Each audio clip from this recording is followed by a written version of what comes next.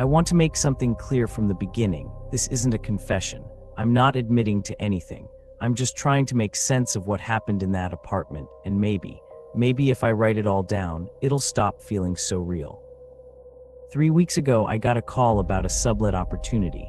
Perfect timing, really. My lease was up, rent prices were insane everywhere else, and this place was dirt cheap. The previous tenant had left suddenly, some kind of family emergency, the landlord said. All I had to do was take over the remaining 6 months on the lease.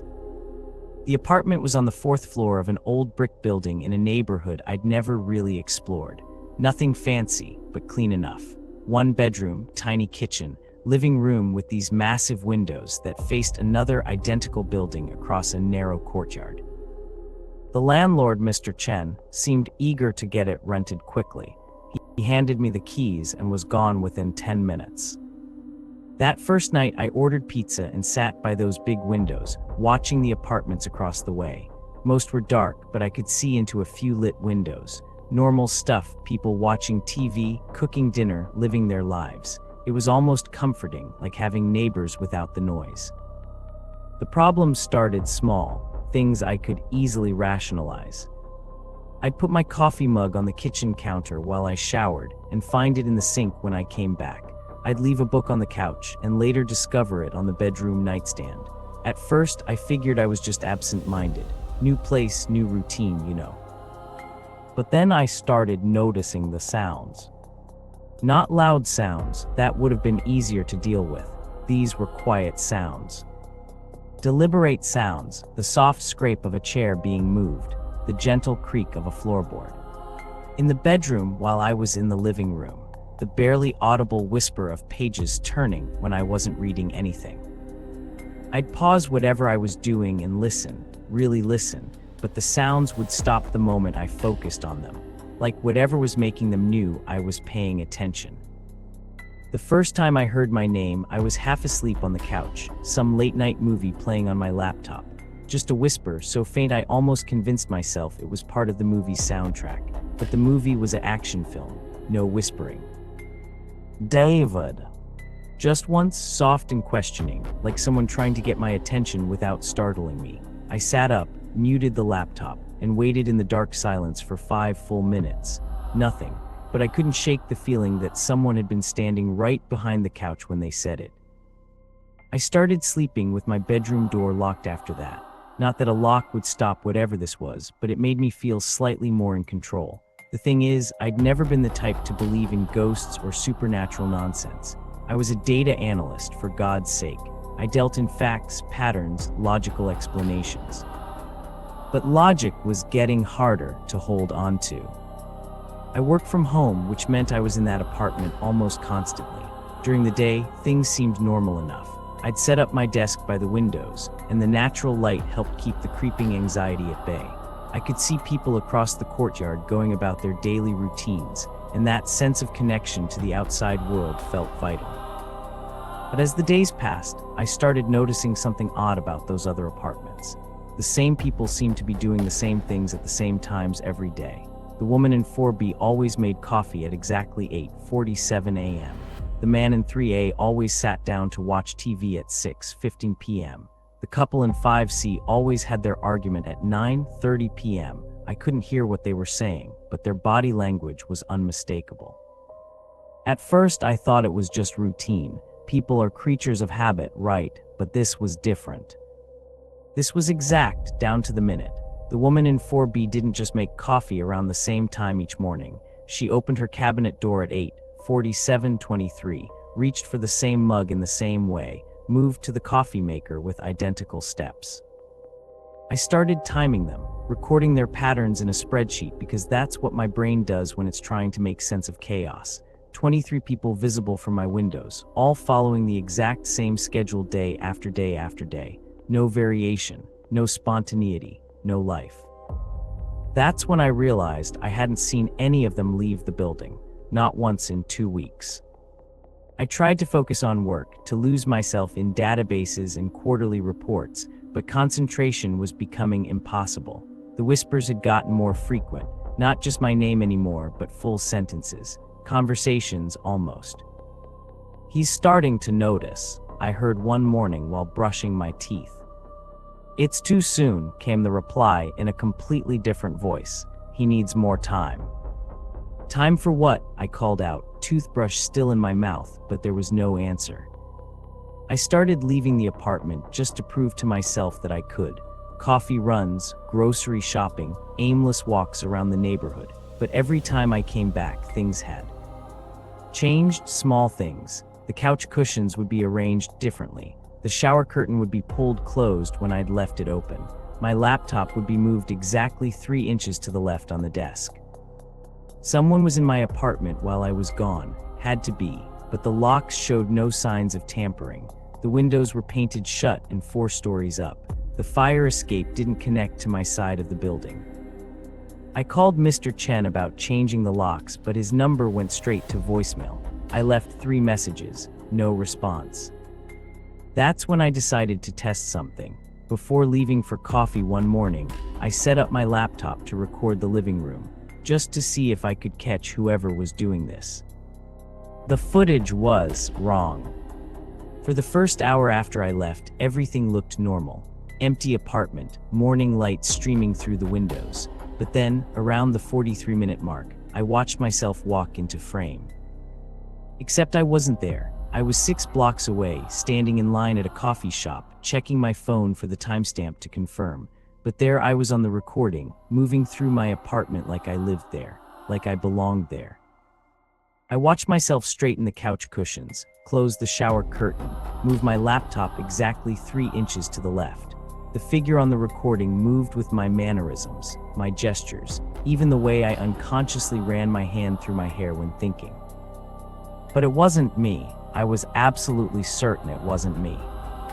The figure on the recording turned toward the camera at one point, and for just a moment I could see its face clearly. It looked exactly like me, but the expression was wrong, too calm, too knowing, and its eyes were looking directly into the camera lens, directly at me, as if it knew I'd be watching this later. Then it smiled and mouthed something I had to replay 6 times to understand. You're not ready yet. I didn't sleep that night, or the next. I sat by the windows, watching the people in the other apartments go through their identical routines, wondering if they were real or if they were all like the thing that looked like me, wondering if I was real or if I was just another pattern in someone else's observation. The whispers had become constant by then, not threatening exactly, but persistent, like a low-level conversation happening just out of earshot. Sometimes I could almost make out words, phrases, fragments of meaning.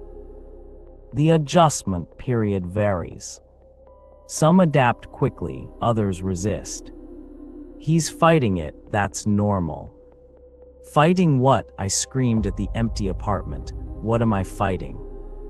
The silence that followed was worse than the whispers. I tried calling friends, family, anyone who might let me crash on their couch for a while. But my phone kept dropping calls, or the numbers would ring endlessly without going to voicemail, or people would answer but claim they couldn't hear me clearly, even though I could hear them perfectly. My sister's voice, distant and crackling. David, are you there? I can barely, you're cutting out. I'm here, I'm right here, can you hear me now? Hello, I think the call dropped. And then dial tone. Every single time. I realized I hadn't gotten any emails in 3 days. No work assignments, no spam, nothing. My bank account showed no recent activity. My social media feeds had stopped updating. It was like the outside world was slowly fading away. That's when I found the notebook. I was looking for anything that might tell me more about the previous tenant, mail, forgotten belongings, anything, when I discovered a loose floorboard under the bedroom window. Underneath was a small notebook, pages filled with handwriting I didn't recognize. The entries were dated, starting 6 months ago.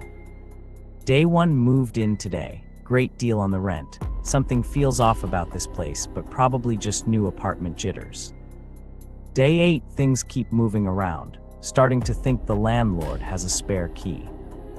Day 15, I can see people in the other apartments, but they do the same things at the same times every day. exactly the same. Day 23, heard whispers today, couldn't make out what they were saying. Day 31, recorded the apartment while I was out, saw myself on the footage, but I wasn't here. What the hell is happening? Day 45, the outside world is disappearing, calls won't connect, internet barely works, I think I'm being processed, integrated, I don't know the right word.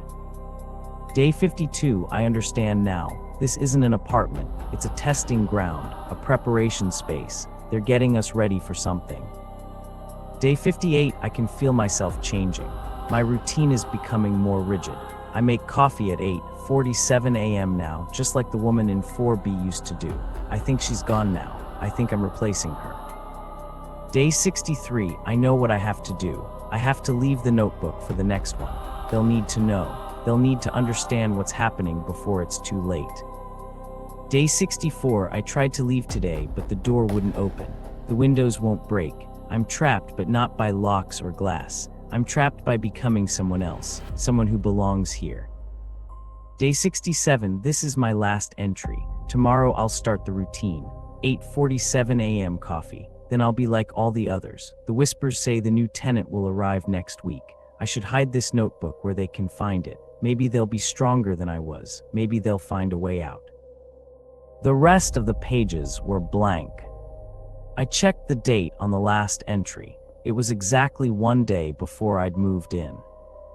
My hands were shaking as I flipped through the notebook again, looking for anything I might have missed. That's when I noticed something that made my blood freeze. The handwriting was changing throughout the entries, starting neat and controlled, but gradually becoming more and more familiar. By the final entries, it looked exactly like my own handwriting. I ran to the window and looked across the courtyard. The woman in 4B was making her coffee, moving with those exact, mechanical gestures I'd been timing.